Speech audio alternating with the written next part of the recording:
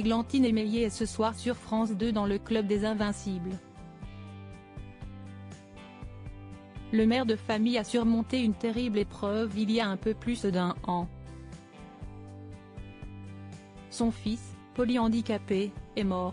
Quelques semaines plus tard, elle n'avait pas hésité à remettre les choses au clair concernant les causes de sa disparition.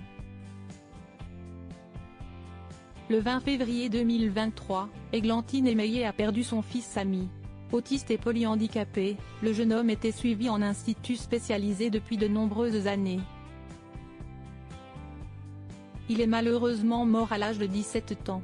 L'animatrice que l'on retrouve ce soir dans l'émission Les Invincibles, France 2, a de nombreuses fois évoqué les troubles de Samy, notamment dans son ouvrage Le voleur de brosse à dents et dans son documentaire, Mon fils, un si long combat.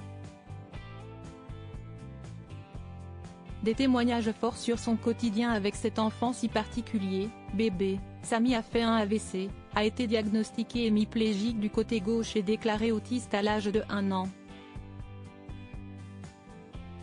2 mois après la mort de Samy, Églantine Émeillé avait apporté des précisions sur les causes du décès de son enfant. Elle est aussi maman de Marco. En avril 2023, la jolie brune de 50 ans, était sur le plateau de l'émission BFM Story pour évoquer la disparition de Marciano, un enfant de 7 ans atteint d'autisme. En totale compassion avec la douleur des parents de la victime, elle avait tenu à préciser « L'histoire de mon fils est tragique et pas prévue, et je tiens à préciser que ce n'est pas parce qu'on est autiste qu'on décède à 17 ans, ça n'a rien à voir. » Samy a fait un trouble très particulier, un accident vasculaire dans la moelle épinière. Ce n'est pas du tout lié à l'autisme. Le témoignage d'Églantine Émeillé est capital pour les parents qui vivent la même chose qu'elle. En 2015, Églantine Émeillé avait fait passer un message fort dans l'émission On n'est pas couché. Elle y avait dénoncé l'hypocrisie du système médical. Personne ne nous dit jamais franchement les choses.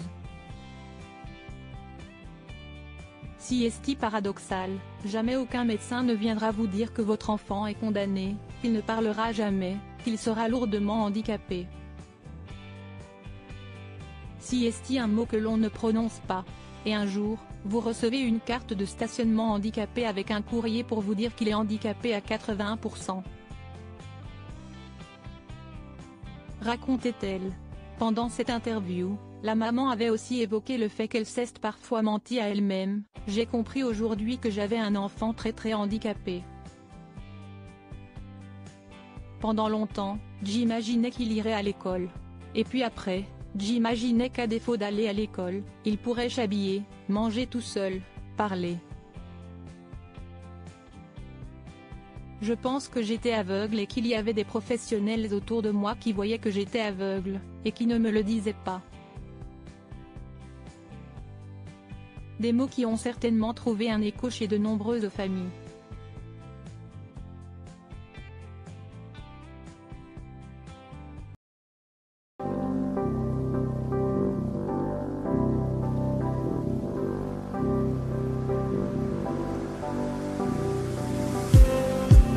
Just